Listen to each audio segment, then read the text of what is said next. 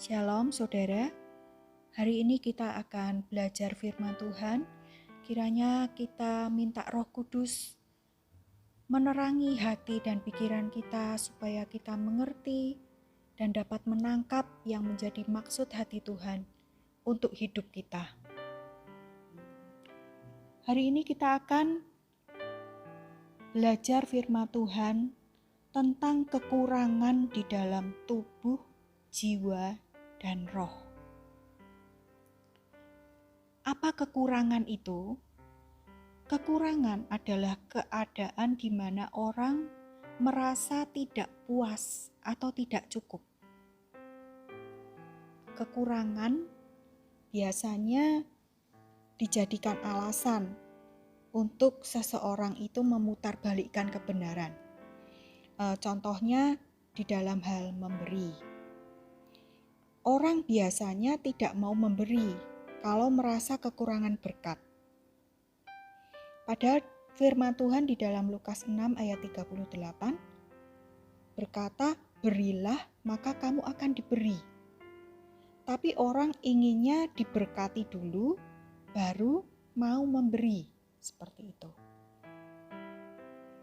Nah, manusia terdiri dari tubuh, jiwa, dan roh. Bila ada kekurangan di dalam salah satu atau salah dua daripadanya, maka bisa berakibat buruk atau fatal di dalam hidupnya. Di dalam Amsal 24 ayat 34 dikatakan kekurangan itu seperti roh. Karena sifatnya itu seperti orang bersenjata yang menyerbu. Jadi kita tahu betapa berbahayanya kekurangan di dalam baik itu tubuh, jiwa, maupun roh kita. Ada 3 jenis kekurangan di dalam hidup manusia. Yang pertama, kekurangan di tubuh. Contoh di Alkitab adalah wanita pendarahan 12 tahun. Di Matius 9 ayat 20-22. Wanita ini punya kelemahan tubuh yaitu sakit pendarahan. Pada zaman dulu, orang yang sakit pendarahan dianggap najis dan dijauhi orang. Dia membawa rasa malu itu seumur hidupnya. Secara fisik dia dianggap cacat. Tapi kondisi wanita ini tidak pernah menghalangi dia untuk menerobos kerumunan dan menjamah jubah Yesus. Sehingga akhirnya wanita yang sakit pendarahan ini dipulihkan Tuhan. Dia mendapatkan kesembuhan. Contoh kedua, orang yang memiliki kekurangan tubuh adalah Zakeus, pemungut cukai yang dibenci oleh semua orang. Kekurangan di tubuh Zakeus adalah dia pendek, tapi kondisi tubuhnya itu tidak menghalangi keinginannya yang besar untuk melihat Yesus, sehingga dia berusaha naik ke atas pohon. Pada akhirnya Yesus memulihkan keadaan Zakeus, menyelamatkan jiwanya. Yang kedua adalah kekurangan di jiwa. Contoh dalam Alkitab yang pertama adalah Saul. Di dalam 1 Samuel 9 ayat 1-21, di situ diceritakan ada orang bernama Kisi, seorang yang kaya raya dan terpandang. Ini istimewa ya, karena tidak semua orang kaya itu terpandang. Jadi Kisi ini mempunyai anak bernama Saul. Saul adalah anak orang kaya dan terpandang. Di situ juga dikatakan Saul adalah orang yang tertampan. di antara orang-orang Israel zaman itu. Dalam 1 Samuel 9 ayat 21, pada waktu Saul bertemu dengan Samuel, kita lihat perkataan Saul. Bukankah aku seorang suku Benyamin, suku yang terkecil di Israel? Dan bukankah kaumku yang paling hina dari segala kaum suku Benyamin? Perkataan Saul ini menunjukkan bahwa dia adalah orang yang minder. Ada kekurangan di jiwanya. Dan ini merusak kehidupan Saul. Dalam 1 Samuel 10 ayat 22, ketika Saul mau ditahbiskan menjadi raja, dia bersembunyi di antara barang-barang. Jadi seumur hidupnya Saul itu minder. Dan perasaannya ini membuat Saul ingin diakui oleh manusia. Dia menjadi sungkanan, mencari perkenanan manusia. Dan justru karena itu dia dibuang sama Tuhan. Suatu hari Tuhan perintahkan Saul memberantas habis orang Amalek. Amalek artinya roh manipulasi. Ciri dari roh ini adalah memanipulasi manusia. Benar jadi salah, salah jadi benar. Ketika Saul tidak memotong kepala Amalek,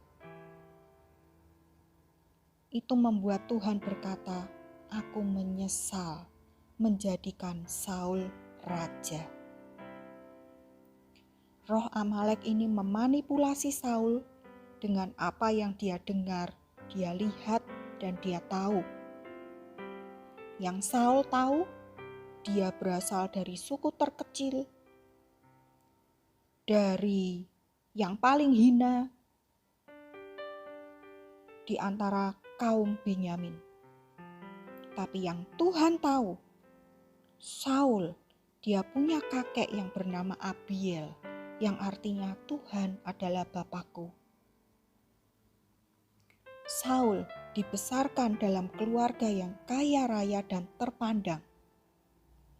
Saul dilahirkan dengan keistimewaan, yaitu dia dikaruniai wajah yang tampan. Dan Saul, dia ditunjuk menjadi raja. Tapi kita lihat apa yang dia pilih. Saul memilih dimanipulasi oleh perasaannya sendiri. Saul tidak mampu membunuh Amalek. Pada akhirnya Samuel yang membunuh Raja Amalek, yaitu Raja Agag. Dalam 1 Samuel 15 ayat 17-20 dikatakan Allah menjadikan engkau Raja Israel. Tapi Saul merasa hidupnya itu insecure. Orang bisa merasa tidak aman dalam hidupnya, baik itu secara tubuh, secara fisik, secara keuangan, kondisi keluarga, atau apapun. Kalau hari ini ada perasaan insecure dalam hidup kita, itu adalah roh Amalek. Jangan biarkan itu memanipulasi jiwa kita. Kita potong sesuai dengan kehendak Tuhan. Kita lihat, Saul itu punya destiny yang besar. Tapi karena dia tidak bisa menaklukkan roh Amalek itu, dia ditolak sama Tuhan. Waktu Samuel berkata kepada Saul, engkau ditolak Tuhan. Saul terus membantah. Sampai pada satu titik dia mengoyak jubah pemimpinnya. Jadi Saul tidak sanggup mengatasi keminderannya. Dan Tuhan melihat bahwa dia tidak bisa lagi memakai orang ini. Jadi kita mengerti sekarang bahwa Tuhan ingin lebih daripada sekedar memakai hidup seseorang. Tapi Tuhan ingin menggunakan seluruh kehidupan orang itu untuk memuliakan Dia. Contoh orang kedua yang memiliki kekurangan pada jiwanya adalah Rahel. Rahel ini cantik. Yakub sampai rela bekerja 14 tahun untuk mendapatkan Rahel. Tetapi Rahel iri kepada Lea. Seumur hidupnya dia ingin mengalahkan kakaknya. Makanya dia menamai anaknya Naftali, yang artinya aku menang. Rahel ini juga menamai anaknya Ben-Oni, yang artinya anak kedukaan. Bayangkan seorang ibu mengutuki anaknya sendiri. Dia mau mengingatkan terus kepada anaknya bahwa gara-gara kelahirannya ibunya mati. Tapi untungnya Yakub mengganti nama Ben-Oni menjadi Benjamin, artinya tangan kanan. Ini ada membuktikan bahwa Rahel itu seorang yang kekurangan di jiwanya. Berapapun cinta yang didapat dari suaminya, tidak pernah mengenyangkan dia. Berapapun anak yang dia lahirkan, tidak bisa menyukakan hatinya. Rahel memiliki segala hal, tetapi dia tetap merasa kurang, tidak pernah cukup. Berapa banyak dari kita yang punya kekurangan di jiwa seperti Rahel? Orang yang kekurangan di jiwanya tidak pernah bersyukur, minder, takut, malu, iri hati, tidak puas, sehingga hidupnya tidak bahagia. Yang ketiga, kekurangan di roh. Contoh orang yang memiliki kekurangan di roh, yang pertama adalah Yoab. Dia adalah panglima tentara Daud. Dia anak Seruya, saudara perempuan Daud. Jadi Yoab ini adalah keponakannya Daud. Di 2 Samuel 8 ayat 11 dikatakan, prestasi Yoab ini tertinggi. Dia mengepalai seluruh bala tentara Israel. Yoab sangat berjasa kepada Daud. Dia memberi kemenangan demi kemenangan pada peperangan-peperangan yang dia lakukan. Bahkan Yoab pernah masuk ke lubang kotoran manusia demi Daud. Tapi sayangnya, seumur hidupnya Yoab tidak pernah mengerti hatinya Daud dan hati Tuhan. Dia membunuh Abner, dia membunuh Absalom, anak Daud, dan Amasa tanpa sepengetahuan Daud. Yoab pernah mau mengkudeta Daud, dan di ujung hidup Yoab dia mati sebagai pengkhianat. Contoh yang kedua adalah Yudas. Seumur hidup Yudas, dia melihat mukjizat-mukjizat Yesus. Keajaiban-keajaiban. Orang mati dibangkitkan, orang buta melihat. Dia melihat Yesus berjalan di atas air. Yudas melihat 5 roti 2 ikan bisa memberi makan 5.000 orang. Tetapi Yudas tidak pernah mengerti hati Yesus dan destininya.